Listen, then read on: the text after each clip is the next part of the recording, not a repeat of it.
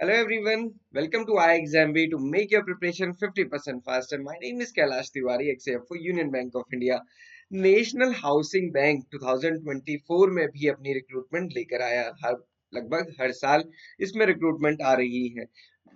जैसा कि पहले हमने काफी डिस्कस किया कि जो बैंकिंग एस्पिरेंट्स हैं उन्हें क्यों इस फॉर्म को फिल करना चाहिए या कैसे एनएचबी की जॉब बैंकिंग जॉब से डिफरेंट है। इसके लिए हमने अभी सेमिनार भी किया था, वर्कशॉप किया था बेसिकली संडे को, जिसमें आप लोगों ने अपनी क्वेरीज वगैरह भी डिस्कस की हैं। सो आज हम डिस्कस करने वाले हैं 2023 में जनरल अवेयरनेस, क्योंकि उसमें मेंशन किया था कि फाइनेंशियल अवेयरनेस को ज्यादा इंपॉर्टेंस दी जाएगी। तो वो पेपर किस टाइप का था या फिर जनरल अवेयरनेस के क्वेश्चंस किस टाइप के थे, तो अपनी आज की इस वीडियो में शॉर्ट में हम ये डिस्कस करने वाले हैं जो सबसे बड़ा डर है। और सबसे बड़ा डर क्या है कि जनरल अवेयरनेस में क्वेश्चंस कैसे आते हैं।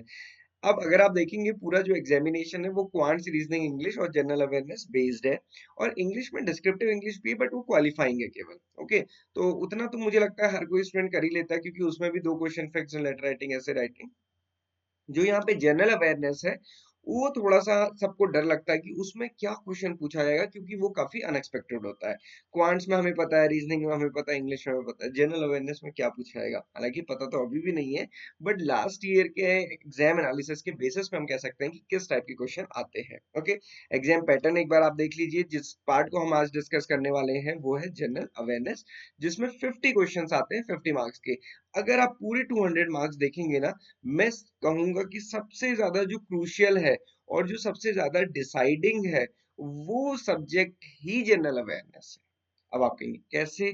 60 मार्क्स का तो रीजनिंग है, 60 मार्क्स के तो क्वांट्स है। बट दोस्तों, आप सभी को पता है रीजनिंग और क्वांट्स बहुत ज्यादा डिफरेंस नहीं क्रिएट करती है। इंग्लिश भी बहुत ज्यादा डिफरेंस क्रिएट नहीं करती। सबसे ज्यादा डिफरेंस जो क्रिएट करेगा वो जनरल अवेयरनेस ही करेगा। वो आपके हार्डवर्क पे भी डिपेंड करता है, लक पे भी डिपेंड करता है, डेस्टिनी पे भी डिपेंड करता है, सारी चीजें हैं। ओके, सो ये इंपॉर्टेंट होने वाला है। टाइम भी आप देखेंगे यहाँ पे 40 मिनट्स मिलता है, 50 क्वेश्चंस, क्योंकि ये डिपेंड करता है कि आपने कितना वास्ट पढ़ा है। सबसे पहले देखते हैं लास्ट ईयर कैसे क्वेश्चंस आए थे।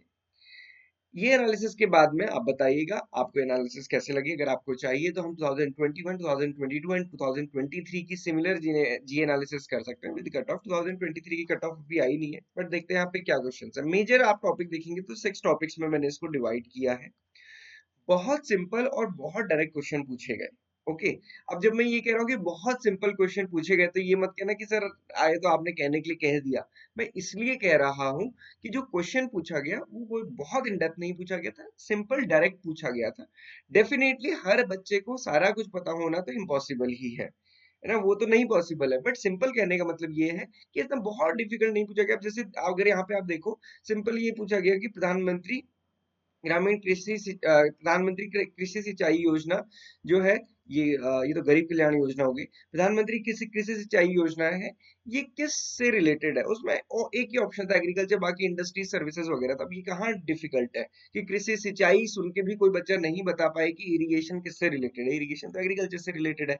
सिमिलरली आप देखोगे नारएलएम से रिलेटेड सिंपल क्वेश्चन था, स्वच्छ भारत मिशन से रिलेटेड, प्रधानमंत्री आवास योजना से रिलेटेड। तो स्कीम से रिलेटेड बहुत सिंपल क्वेश्चन थे। फसल बीमा किससे रिलेटेड है? किससे रिलेटेड होते होता फसल बीमा? है ना, मेरे से रिलेटेड तो नहीं है। एग्रीकल्चर इंश्योरेंस है, एग्रीकल्चर क्रॉप इंश्योरेंस स्कीम है। तो ये चीज है, सिंपल क्वेश्चन थी, ये मेरा कहने का मतलब सिंपल।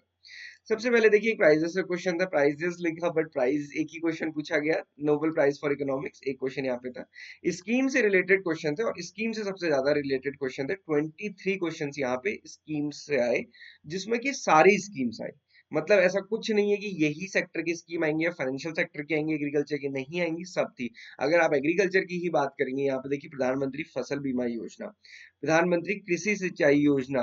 ओके, ये दोनों स्कीम जो हम कह सकते हैं कि डायरेक्टली रिलेटेड है किससे? एग्रीकल्चर से। उसके अलावा आप देखिए रूरल डेवलपमेंट से related Swachh Bharat mission, national rural livelihood mission, women entrepreneurship programme. उसके अलावा यहाँ पे अटल इनोवेशन मिशन, या फिर बाकी स्कीम भी देखेंगे तो ओवरऑल अपलिफ्टमेंट के लिए। तो सिंपल सी चीज ये समझनी है कि वहां पे स्कीम्स का सबसे ज्यादा वेटेज होने वाला है।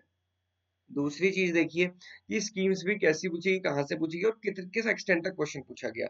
इसका अभी मैं आपको वो दिखाने वाला हूँ कि कहाँ जो प्रीवियस ईयर पेपर था उसका पीडीएफ भी आपको मिल जाएगा, आप डाउनलोड कर सकते हैं। मैं आपको एक बार दिखा दूंगा क्वेश्चन कैसे पूछे गए थे। इंस्टीट्यूशनल क्वेश्चन, क्योंकि इंस्टीट्यूशन से रिलेटेड आते हैं, तो सीबीडीटी से रिलेटेड था, नैसकॉम से रिलेटेड, एयरफोर्स से रिलेटेड था, एकलव्य मॉडल रेसिडेंशियल स्कूल से था, स्पेसिफिक इकोनॉमिक जोन से रिलेटेड क्वेश्चंस थे। तो ये क्वेश्चन 5-6 क्वेश्चन यहाँ पे देखने को मिले। Financial awareness again important part, important इसलिए क्योंकि यहाँ पे मेंशन किया गया, और आप देखिए सबसे ज्यादा क्वेश्चन सेकंड नंबर पे इसी से थे, सबसे ज्यादा स्कीम से, उसके बाद फाइनेंशियल अवेयरनेस से। सो यूपीआई से related question 15th finance commission से, इन्फ्लेशन किसका, इन्फ्लेशन का मेजर क्या है, ये क्वेश्चन था। फिर मैं से रिलेटेड थे, बीएसई हाईएस्ट टैक्स कहाँ है, फॉरेन ट्रेड पॉलिसी क्या है, एनपीए में विलफुल डिफॉल्टर कितने टाइम बाद घोषित किए जाते हैं, फाइनेंशियल इंक्लूजन क्या है, सुरक्षा बीमा योजना, एनपीएस और सेबी किस चीज का रेगुलेशन करता है। सिंपल क्वेश्चन, ये सारे क्वेश्चन पूछे गए थे, कुछ क्वेश्चन सिंपल, कुछ क्वेश्चन डिफिकल्ट। जो हमें आए वो हमें, हमारे लिए सिंपल, जो हमें ना आए वो हमारे लिए डिफिकल्ट, दोनों चीजें। बट कहने का मतलब ये है कि अगर आप जनरल अवेयरनेस रखते हैं इससे रिलेटेड तो आप कर सकते हैं।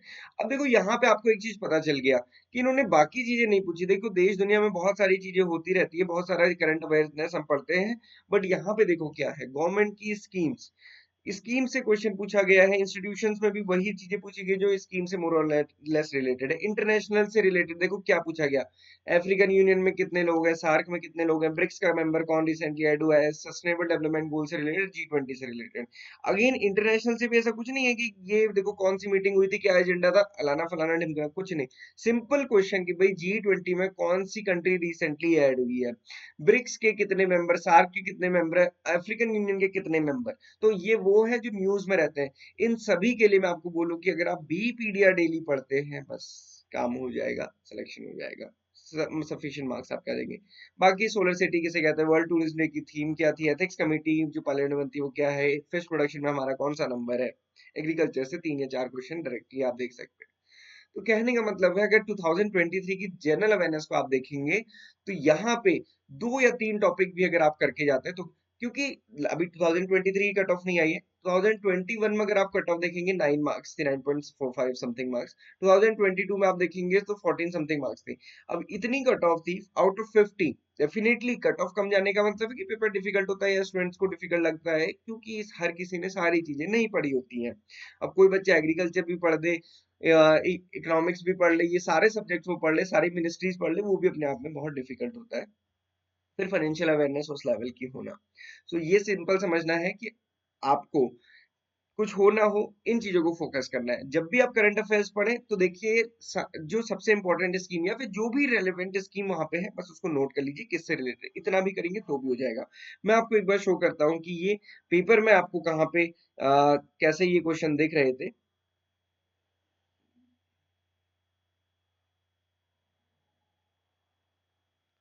ये देखिए ये क्वेश्चन पेपर है जहाँ से मैंने अभी एनालिसिस करके ये बनाया था। अगर आप ये देखेंगे ये पूरा पेपर आपको हमारी, ये तो भी वेबसाइट में मैंने खोला हुआ है हमारे कोर्स में, बट आपको ये मिल भी जाएगा, आप डाउनलोड कर सकते हैं, पीडीएफ हम आपके साथ शेयर कर देंगे। तो आप देखिए क्वेश्चन कैसे स्टार्ट हुए, who won the Nobel prize in economics in 2023, national initiative for development and harnessing innovations programme किस डिपार्टमेंट के द्वारा इम्प्लीमेंट किया गया, है ना, किस डिपार्टमेंट, सिंपल क्वेश्चन है। क्योंकि जब जब भी ये स्कीम कवर होती है या फिर कोई भी डिपार्टमेंट का के बारे में कोई भी न्यूज आती है तो न्यूज़पेपर में कैसा लिखा रहता है, department of science and technology via और through its scheme the national initiative for development and harnessing innovation is doing that thing, है ना, तो इस टाइप से आता है। अब देखिए CBDT operates under which department, CBDT से रिलेटेड बहुत डिफिकल्ट क्वेश्चन नहीं पूछा गया, किस डिपार्टमेंट के अंदर आता है, रेवेन्यू के अंदर आता है। यूपीआई किस ऑर्गेनाइजेशन ने डेवलप किया है, एनपीसीआई ने डेवलप किया। IGOT Karmayogi programme is aimed to skill training to which group as a part of digital India stack, तो किसके लिए है वो कर्मयोगी, अगर आप थोड़ा सा देखिए समझेंगे तो कर्मयोगी गवर्नमेंट जो भी वर्क एम्प्लॉयज होते हैं या जो काम करने वाले लोग होते हैं उनके लिए जो भी स्कीम बनाती है उसमें कर्मयोगी लगाती है।